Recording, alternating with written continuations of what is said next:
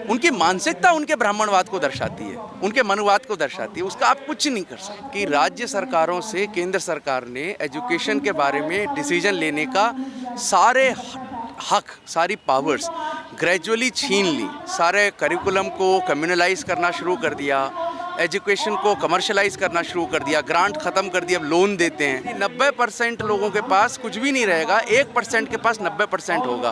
आप बताइए, ये सबका साथ सबका विकास है? जो सबसे बड़ा रिश्ता था कि कौन सी पॉलिटिकल पार्टी को किस इंडस्ट्रियल घराने ने कितना पैसा दिया, आपको उसे पब्लिक करना पड़ेगा। जब आपने वो रिश्ता ही ख़त्म कर दिया तो आप मुझे बताइए पता कैसे चलेगा कि जब 85% वर्ल्ड इकोनॉमी का G20 में है तो फिर दुनिया भर में इतनी गैर बराबरी बढ़ क्यों रही है?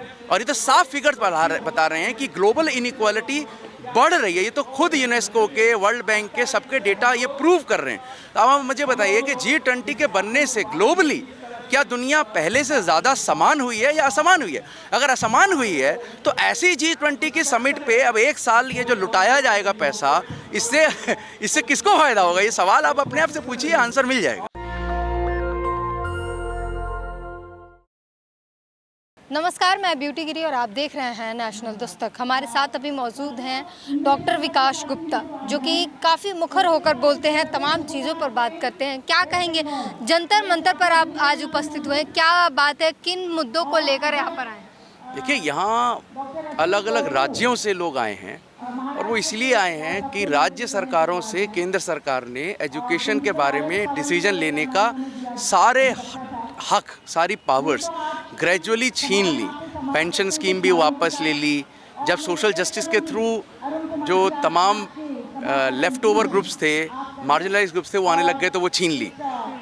तो एक तो वो बड़ी समस्या।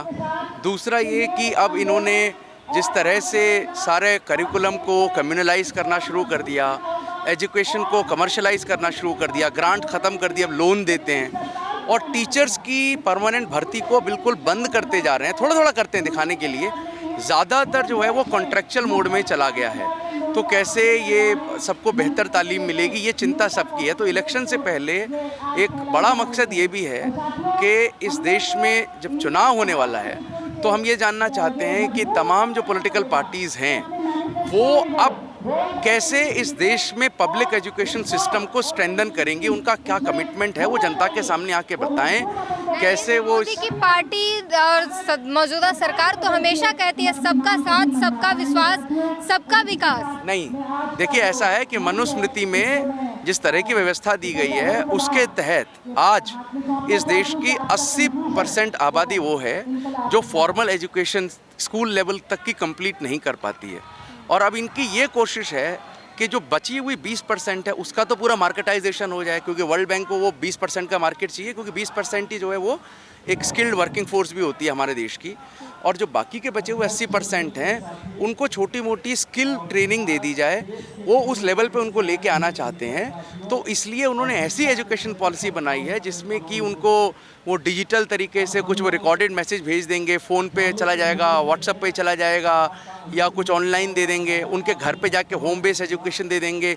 इस देश जिसको वो SEDG कहते हैं, सोशियो इकोनॉमिकली डिसएडवांटेज ग्रुप, जो कि हिस्टोरिकली मार्जिनलाइज ग्रुप से एक डिफरेंट तरह का कॉन्सेप्ट है जो कॉन्स्टिट्यूशन ने दिया था, वो उस 80% को दिखाना चाहते हैं कि हमने आपको किसी किस्म की कुछ एजुकेशन दे दी ताकि दुनिया भर में ये दिखाएं कि देखो हमने इनको एनरोल कर लिया।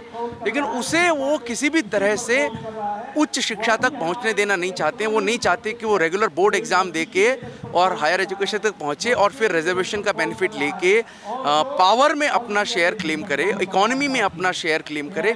वो नहीं चाहते। ये बिल्कुल सोची समझी नीति है कि किसी भी तरह से जो बेनिफिट प्रोग्रेसिव पॉलिसीज से मिलते हैं उनको।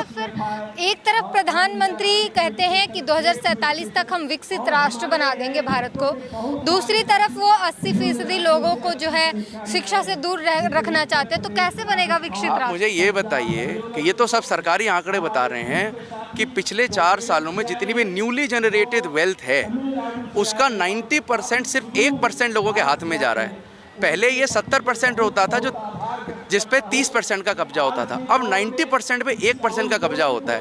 अब आप मुझे बताइए, विकसित भारत बन रहा है या ये एक ओलिगार्की बन रहा है जिसमें थोड़े से लोगों के पास सारा पैसा जाता है? अगर यही रहा तो अभी तो ये 4 साल का आंकड़ा है, फिर तो ये परमानेंट आंकड़ा हो जाएगा, यानी 90% लोगों के पास कुछ भी नहीं रहेगा, 1% के पास 90% होगा। आप बताइए, ये सबका साथ सबका विकास है या अंबानी अडानी और मोदी का विकास है? किसका विकास है ये बताइए। तमाम जो है आरोप प्रत्यारोप के बाद भी जो है मोदी और अडानी की रिश्ते के जो भी सबूत हैं, और कहा जाता है तो फिर राहुल गांधी को जिस तरीके से सस्पेंड कर दिया गया, अलग अलग मुद्दों में फंसाकर, प्रमाणित नहीं किया जा रहा। नहीं प्रमाणित, एक बात मुझे बताइए कि इतनी जल्दी पिछले कुछ वर्षों में जो उनकी रैंकिंग इतनी तेजी से ग्लोबल इंडस्ट्रियलिस्ट में बढ़ी है, सीधे कहते हैं कि हमारा कोई लेना देना नहीं है, हमारा कोई आपस में बैठक उठना बैठना को पता ही नहीं चलेगा ना, क्योंकि जब आपने इलेक्टोरल बॉन्ड्स को अब नॉन ट्रांसपेरेंट बना दिया, अब कैसे पता चलेगा मुझे बताइए?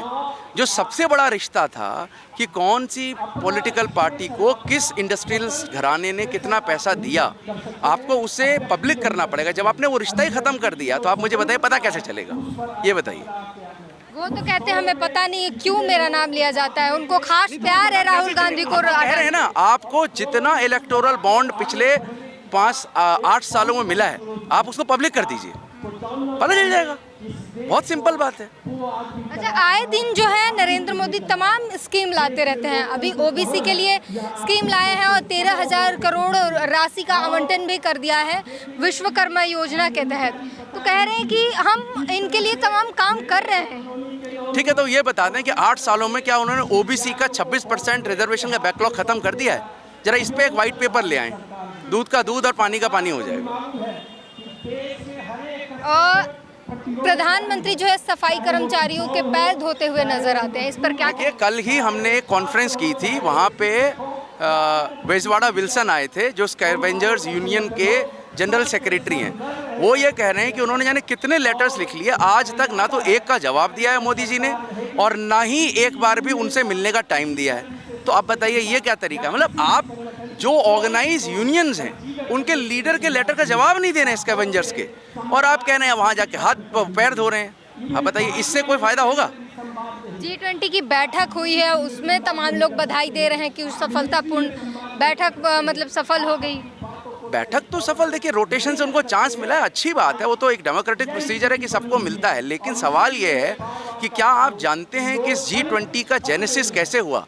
आपको याद दिलाना चाहूँगा कि 1970s में जब ऑयल क्राइसिस चालू हुआ तो पहले G6 बना, फिर G7 बना, फिर उसके बाद उनको लगा कि अरे जो इंडिया जो मेजर इकोनॉमीज़ हैं इस दुनिया की वो तो अभी भी हमसे बाहर हैं। तो 2018 में उन्होंने उन इकोनॉमीज़ को भी अपने साथ में जोड़ लिया ताकि जो रिसोर्सेज हैं दुनिया भर में उनके ऊपर उनका कंट्रोल हो सके। तो वो 2008 के बाद उन्होंने बाकी के और देशों को जोड़ के उसकी संख्या बढ़ा के 19 कर दी। फिर उनको ये भी लगा कि यूरोपियन यूनियन को भी जोड़ना पड़ेगा। तो आप ये देखिए, अब ये 85% जो वर्ल्ड इकॉनमी है वो इस G20 में आती है। अब सवाल ये है कि जब 85% वर्ल्ड इकॉनमी का G20 में है तो फिर दुनिया भर में इतनी गैर बराबरी बढ़ क्यों रही है? क्या G20 ने अब तक पिछले अपने, अगर मैं G6 से शुरू करूं तो इस 50 साल के सफ़र में ग्लोबल इनइक्वालिटी को बढ़ाया है या घटाया है? ये बताइए। और ये तो साफ फिगर्स बता रहे हैं कि ग्लोबल इनइक्वालिटी बढ़ रही है। ये तो खुद यूनेस्को के, वर्ल्ड बैंक के सबके डेटा ये प्रूव कर रहे हैं। तो अब आप मुझे बताइए कि G20 के बनने से ग्लोबली क्या दुनिया पहले से ज़्यादा समान हुई है या असमान हुई है? अगर असमान हुई है तो ऐसी G20 की समिट पे अब 1 साल ये जो लुटाया जाएगा पैसा, इससे किसको फ़ायदा होगा? ये सवाल आप अपने आप से पूछिए, आंसर मिल जाएगा। तो क्या G20 की बैठक नहीं होनी चाहिए? नहीं, ये सवाल नहीं है। सवाल ये है, होना चाहिए कि G20 की बैठक दुनिया में गैर बराबरी को घटाने के लिए होनी चाहिए। तो वो कैसे होगा? इसका कोई एजेंडा है इसमें? और क्या 50 साल में इन्होंने ये रिव्यू किया है कि हमने इनइक्वालिटी को बढ़ाया है या घटाया है? क्या इस बैठक में इसका कोई रिव्यू पेश किया गया? नहीं किया गया। एक तो आप आखिरी बताइए फिर क्या फायदा होगा इस देश की 85% आबादी को? फिर इसका फायदा कैसे होगा जब ये खुद दुनिया भर में रिसोर्सेज पे अपना कब्जा जमाने के लिए एक कहिए कि दुनिया भर के इंडस्ट्रीज का एक बड़ा जमावड़ा बन के रह गया, जिसका प्रतिनिधित्व उन देश के पहले फाइनेंस मिनिस्टर्स करते थे। फिर 2008 से उनको ये लगा कि केवल फाइनेंस मिनिस्टर से बात बनेगी नहीं, तो उन्होंने प्रधानमंत्री और राष्ट्रपतियों को भी इसमें शामिल कर लिया। आप जानते होंगे ये बात, देख लीजिए, गूगल कर लीजिए, मिल जाएगा। तो अब और भी ज़्यादा लूट होने लग गई। अब आप बताइए इससे कैसे फ़ायदा होगा इस देश को, बताइए। इनके पास ताकत है लेकिन इंटेंशन इनकी सही नहीं है, इसलिए इस देश को मुझे तो नहीं लगता कोई फ़ायदा होगा। इनका इतिहास ये नहीं बताता कि इन्होंने गैर बराबरी को मिटाने के लिए कोई ठोस कदम अब तक उठाए हो।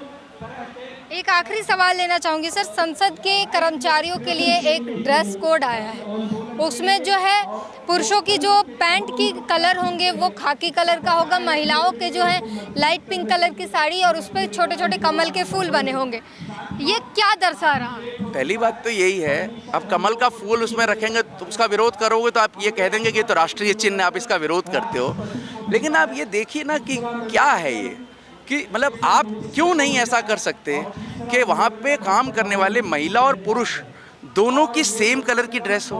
अगर करना ही है तो ऐसा क्यों नहीं कर सकते? आप हमेशा उसे इसी चश्मे से क्यों देखना चाहेंगे कि महिला और पुरुष दोनों जो संसद भवन में काम करते हैं उनकी प्राइमरी आइडेंटिटी क्या है?